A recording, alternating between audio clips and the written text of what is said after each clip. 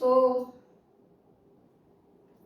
ये world conservation day के बारे में हम लोग जानेंगे, जिसमें कि ये 28 जुलाई को आता है और इसमें हम लोग अवेयर होते हैं कि कैसे हम लोग के जो नेचुरल रिसोर्सेज हैं उसको कंजर्व करना चाहिए।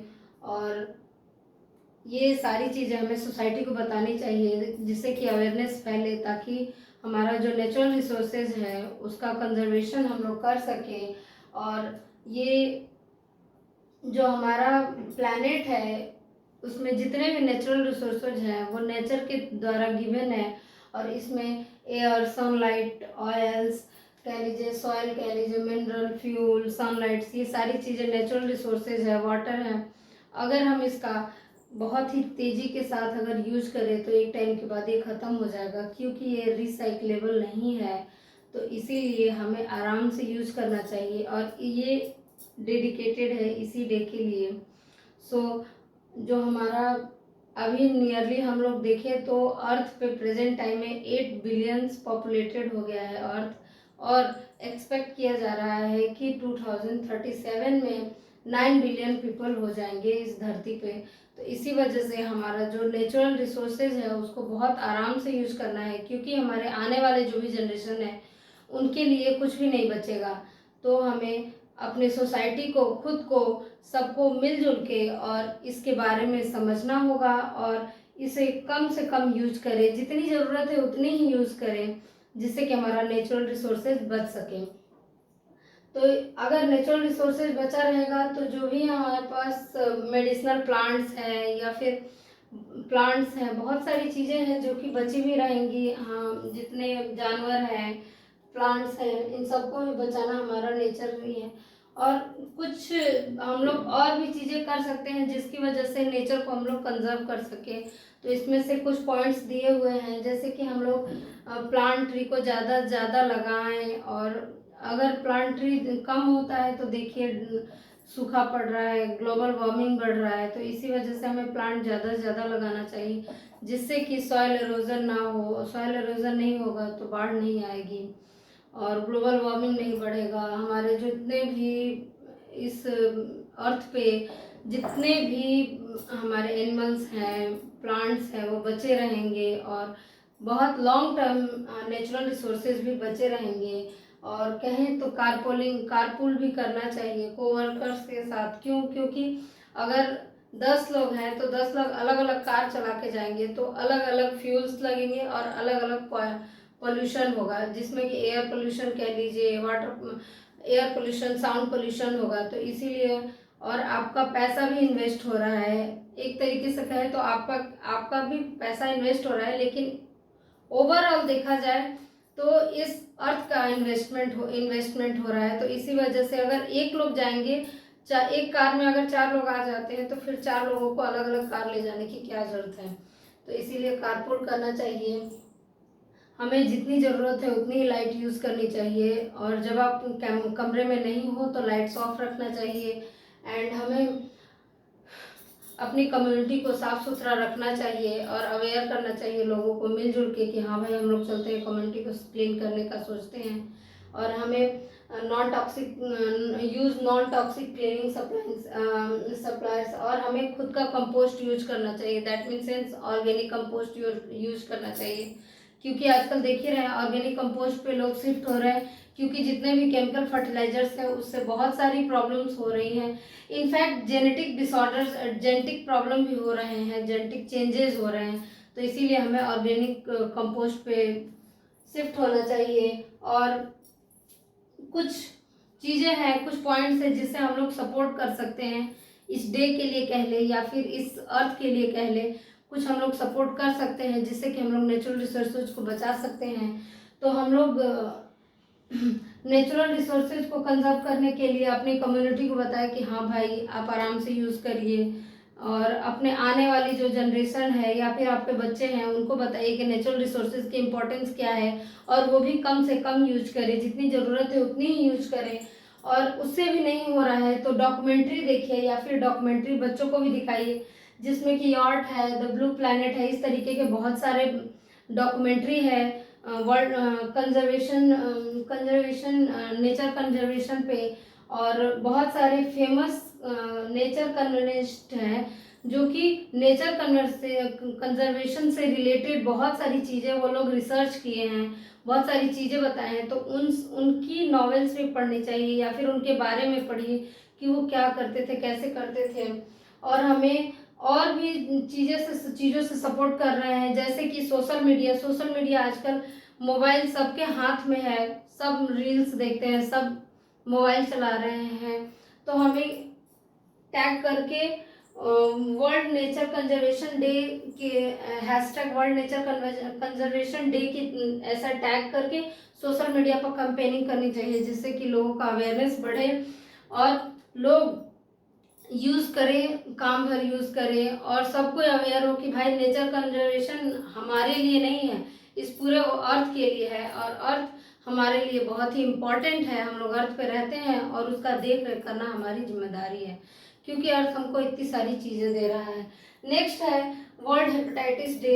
हेपेटाइटिस डे बहुत ही अवेयरनेस की चीज़ है, क्योंकि ये एक इन्फेक्टियस डिजीज है और ये 28 जुलाई को एवरी ईयर मनाया जाता है। और ये इसका भी जो ग्लोबल पे इसको अवेयरनेस के लिए बताया जाता है, ये बहुत ही ज़रूरी है। और हेपेटाइटिस मीन्स होता है कि ग्रुप ऑफ इन्फेक्शन डिजीज, और ये जो है डायरेक्ट लीवर पे अटैक करता है और इसमें बहुत सारे वेरिएंट भी होते हैं, जैसे कि ABCD, इसमें बहुत सारे वेरिएंट होते हैं।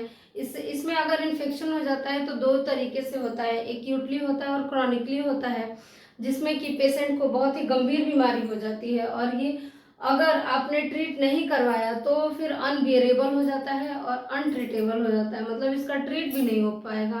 तो इसी वजह से हमें इस डे को बनाया गया है, क्योंकि ये डेंजरस बीमारी है और अगर टाइम पे इसका इलाज ना हो तो ये ट्रीट भी नहीं हो सकता है। दैट्स वाई जो WHO है उसने डिसाइड किया कि जो 11 ऑफिशियल्स ग्लोबल पब्लिक हेल्थ का कैंपेन चलाया जाता है, उसी में जैसे कि अलग अलग तरीके का होता है, वर्ल्ड ब्लड डोनर डे होता है, वर्ल्ड मलेरिया डे होता है, वर्ल्ड इम्यूनाइजेशन वीक होता है, ट्यूबरकुलोसिस डे होता है, ऐसे ही हमारा वर्ल्ड हेपेटाइटिस डे है, जिसमें कि लोगों का अवेयरनेस बढ़ाया जाता है और बताया जाता है कि हाँ भाई आपको कैसे रहना है, कैसे नहीं रहना है, कैसे इससे बचना है।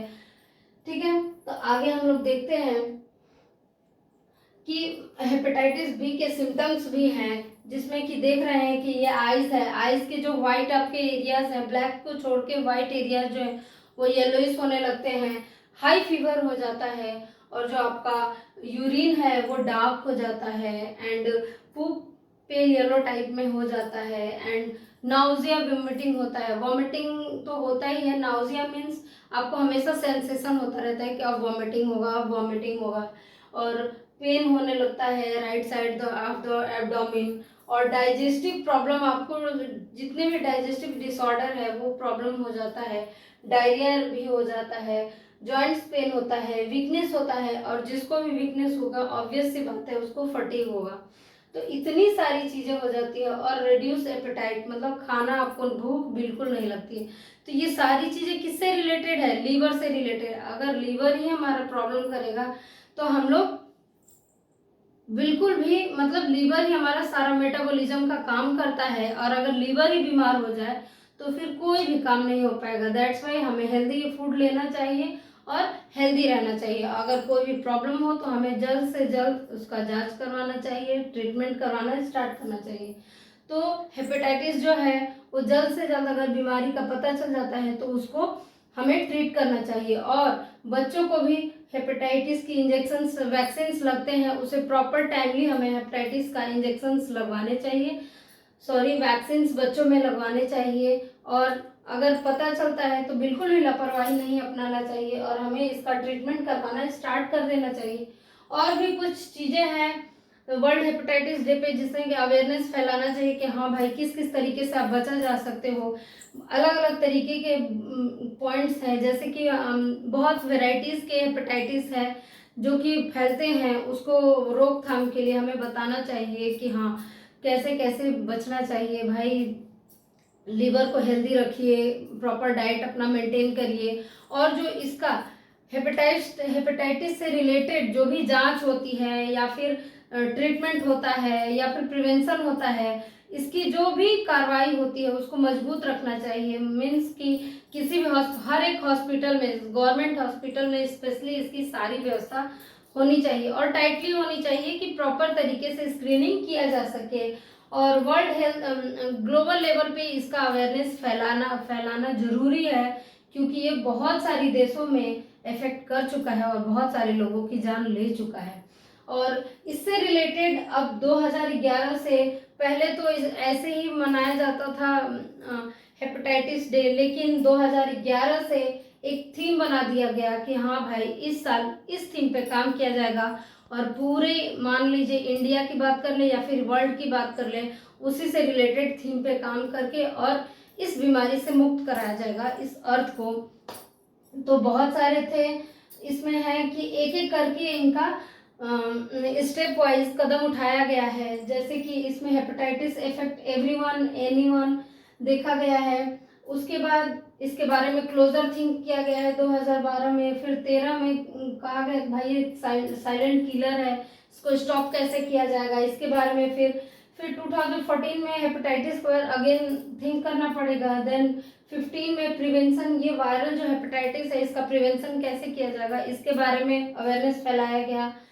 उसके बाद उसका एक्ट लाया गया। फिर 2017 में भाई हेपेटाइटिस को पूरी तरीके से एलिमिनेट करना है, क्योंकि ये बहुत ज़्यादा फैल चुका है। 2018 में टेस्ट ट्रीट हेपेटाइटिस का थीम था और 2019 में भाई इन्वेस्ट किया गया एलिमिनेटिंग हेपेटाइटिस से रिलेटेड, और 2020 में हेपेटाइटिस फ्री फ्यूचर रखा गया, सॉरी हेपेटाइटिस फ्री फ्यूचर रखा गया। एंड 2011 में हेपेटाइटिस कैनॉट वेट, 2022 में bring hepatitis care closer to you, और ऐसे करके आवर लाइफ आवर लिवर करके। एंड 2014 में इट्स टाइम फॉर एक्शन लिया जाए। और 2025 का आप लोग को अगर पता है थीम तो आप लोग कमेंट करिएगा।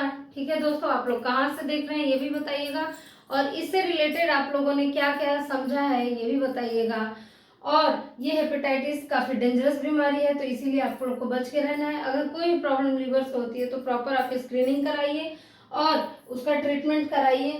सो जिसका भी बर्थडे हो भाई, आप सबको हैप्पी बर्थडे। आप लोग ऐसे ही अपने लाइफ में स्वस्थ रहिए, मस्त रहिए, यही हमारी इच्छा है और हमारी मन से कामना है। थैंक यू सो मच दोस्तों।